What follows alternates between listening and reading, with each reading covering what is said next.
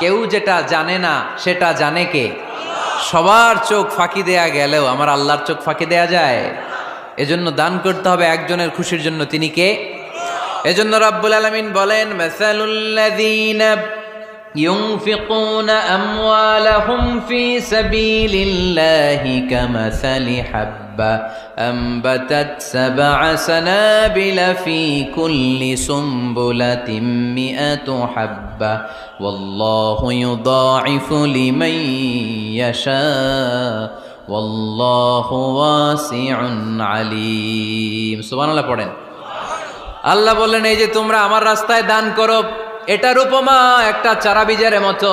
এই চারা বীজ জমিনে গেড়ে দিলে সেখান থেকে 60টা শীষ গজায়, প্রতিটা শীষ থেকে 100টা করে দানা হয়, প্রতিটা শীষে জন্ম নেয় শত শস্য দানা।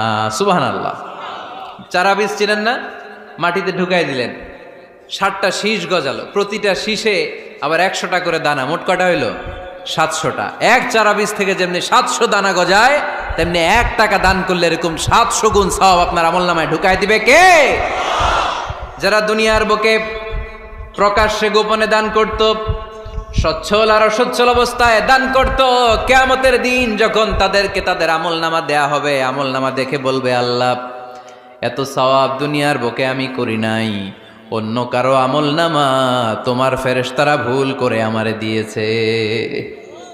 আল্লাহ এত আমলনামা তো আমি করি নাই, এত নেক কাজ কোত্থেকে আসলো, এটা আমার না, তোমার ফেরেশতারা ভুল করে আরেকজনেরটা গছাই দিছে আমারে।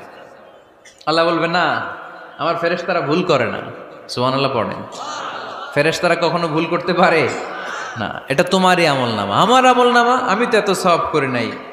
আল্লাহ বললেন, তুমি যে ওই আমার খুশির জন্য দান করেছো, ওই ছোট্ট দানটাকে আমি বড় করে তোমার আমলনামায় ঢুকাই দিচ্ছি। আরো আস্তে কোন সুবহানাল্লাহ। হাদিসে এসেছে, কামা ইউরাব্বি আহাদুকুম ফুলুয়াহ, তোমরা যেমনি ছাগল পালো, বাছুর পালো, আল্লাহ তাআলা তোমাদের দানটাকে এরকম পেলে পুষে বড় করে। আপনারা কিশোরগঞ্জে গরু পালেন কারা দেখি?